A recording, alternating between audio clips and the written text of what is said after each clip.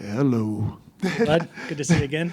Great seeing you. Man, tied for the most wins in UFC welterweight history, most cage time, I think, fight time in UFC welterweight history now. Could you have imagined, back when you're fighting in Hoosier Fight Club and stuff, that this was going to be your trajectory? If to be honest with you, no. I mean, I'm truly blessed and fortunate to be here right now. I mean, the dream always was to be fighting for the UFC, but to be blessed enough to actually do it for 10 years now, it truly is a blessing, and I appreciate and honor every moment of it. I mean, maybe you think one day, hey, I'll fight in the UFC for a long time, but you stop and think I'm going to get up there with records that George St-Pierre has. Yeah, I mean, especially when I first started out, my first year in UFC, I went 1-2, and I honestly thought I was going to get cut back then. I packed up, moved to Denver, and I was like, all right, this is it. I'm going to make a chance at the UFC. And my first 3 fights didn't go my way. I went 1-2. I for sure thought I was going to get cut. I went as far as taking the Denver police exam because I thought my UFC career was over at that point. I was like, all right, cool. I'll continue being a police officer and working towards MMA in the backfield and making my second stream thing. But since then, I was like, you know what? Let me just throw my eggs in this basket and go for it. And it's been paying off ever since. Talk about that first round. I mean, obviously the knockdown was, things didn't look so great there in the first, but talk about kind of, I guess, coming back from that. And I guess a second question to that would be, do you feel like he potentially made a mistake maybe not coming after you as aggressively as he could have after he knocked you down? No, he actually made a right call not coming in. I was hoping that he would close the distance. I felt most comfortable there. So when he got the knockdown and decided to let me back up, it was actually a pretty smart decision on his end because I would have tied him up and probably submitted him if he followed me to the ground. So he definitely made the right call about backing off. After you kind of got your wits back about you, at some point are you in there thinking, okay, I play the long game as good as anybody else, so just give me a chance to recover, and I'll take you, into deep water, and that's where I win this thing?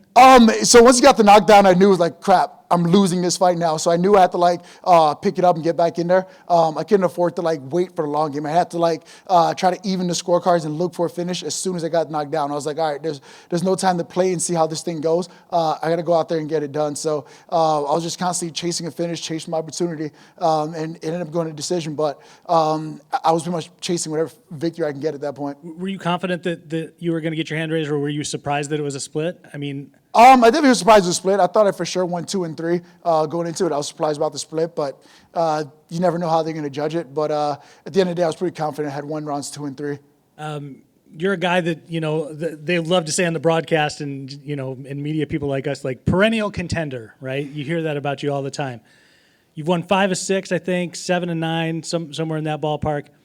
Is this the kind of win where you come back from a little bit of adversity that you can string together another 2, maybe 3, and suddenly you're knocking at the door? Is it a win over a guy like this? 100%. I mean, at this point, it's not necessarily who I fight, but it's how I fight. I know what I'm capable of. I know I can go out there and beat the best welterweights in the world. But it's just about me making sure I'm consistent and I get it done. I mean, you look at the guys who I fought over the last couple of years. I've beaten every UFC welterweight champion except for Tyron Woodley since George St-Pierre. So I know for a fact I can beat those guys in the top of the division. It's just a matter of me bringing out that consistency to get there. And do you feel like, if you do that you're the kind of guy who's going to get a title shot at some point? 100%. I'm right there knocking on it. I mean, I've seen crazy things happen in this sport, so for me, it's all about consistency. Appreciate it. Thanks, man. Hey, Neil, congrats on the win. When this fight got made, I'll be honest, I was like, it didn't really make sense on paper. Max Griffin, incredibly tough guy, but you're a top 10 guy. He's out of the rankings altogether. He proved he's a tough guy in there. But was there any disappointment just because of, where you're at in the rankings, where you've been at in your career, that you didn't get another ranked opponent? At first there kind of was. I thought I want to rank the opponent. I want this, I want that. But then life itself is my biggest motivator. I literally looked myself in the mirror and said, excuse my language, but who the fuck do I think I am? I have a son to provide for. I have a family to provide for. I can't go out there and be choosy. I have to go out there and get it done. And I have a family to worry about. So I couldn't sit there and wait for the right opportunity to present itself. I had to go out there and make the best of it. And I feel like that's exactly what I did out here tonight against Max Griffin. Of course, I want to fight a top 5 guy. I want to fight the guys that are getting me close to that title shot. But at this stage of my life and the things I have to, the people I have to take care of, I don't have the opportunity to be picky and be choosy. I have to go out there and get it done no matter what. Is there any motivation? Not that Max was like trash talking you or anything, but like, he sees you as his guy, as the guy who can get him into the top 10, as the guy who can kind of be the stepping stone for his career. Is that motivating when you get a guy like a Max Griffin in there and you beat him, to say how satisfying that is? Because you have to imagine for him, this was everything. This was his title fight in a way, because this was his entry into that top 10. Yeah, 100%. I mean, I was the guy on the other side. I'm still that guy on the other side knocking on the door of opportunity. So I knew he was going to come out there the best version of himself, to go out there and try to prove a point. And I feel like that brings out the best of me. Like you said, he wasn't a ranked guy coming into it, but he was a guy with a lot to gain. And that's one of the most dangerous fighters out there. The guys that have everything to gain and nothing to lose, they'll go out there and take risks that most guys wouldn't. So going into this fight, I knew the potential danger he posed coming into it. But I'm a vet, dude. I fought some of the best guys in the world, so it doesn't faze me at all. Of course, you mentioned the name again, Khamzat Chimaev. That's a guy you've wanted for a long time. I think we've talked about you fighting Khamzat Chimaev 2 or 3 times. Everyone says no one wants to fight this guy. Everyone's avoiding him, and you're not the loud guy. You're not the trash talker, all that kind of stuff. But do you ever sit there kind of frustrated and say, "Hey, I've been calling this guy for like a year. Like when they're saying no one will fight him, here I am." Yeah, I mean, all I can do is, like I said, be consistent. I mean, no one will fight him. Magny will. Magny will fight anyone in this fucking planet right now. I mean, you call me tomorrow and say, hey, Ngannou, end of the month, you want to fight him? I'm there. I'm just that kind of competitor. I do not care who it is. Khamzat would be ideal, but like I said, at the end of the day, if UFC calls me tomorrow and says, hey, we got so-and-so next month, how do you think about it? Sign me up. I'm there.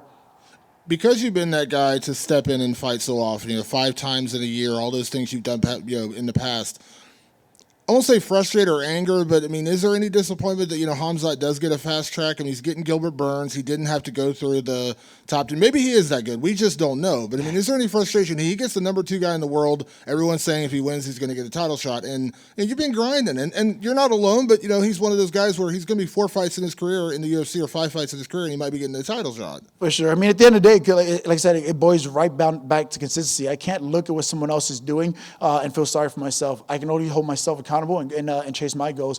I guarantee you, if last year, if I were to beat, I can't remember his name, Chiesa, if I were to beat Mike Chiesa last year, we had a main event in Abu Dhabi, I'll be in a very different position right now of fighting. But I dropped the ball. That's something I can hold myself accountable for and move forward with. So it's the only thing that's in my control. I can't blame him for getting the fast track. I can just blame myself for not showing up when it mattered. Last thing, you have been so busy throughout your entire career, but you've had a couple of lulls here and there, time off. That's not typically what we think of from Neil Magny. So how busy do you want to be this year? I mean, at this point in your career, you fought a guy in Max Griffin, as you said, maybe not ranking-wise made sense, but you're not going to sit back and just wait. So are you willing to fight basically whoever they say, throw at you and say, hey, I want to get back in there in June or whatever? Or do you want to say, hey, give me that top 5, 6 guy in the world? Yeah, I mean, I definitely want that top 5 guy right away. But at the end of the day, I can't, like I said, I can't wait for him. Like, you know what I mean? I seen crazier things happen. I mean, like just a couple of weeks ago, Islam fought a guy who wasn't right, being Bobby Green. He moved up 1 ranking spot. So if I have to fight whoever UFC throws at me and move up 1 by 1 to find myself in the top 5, so be it, I'll do it. But at the end of the day, I feel like consistency is key, and I just have to keep showing up over and over and over again. Congrats again. Awesome. Thank you.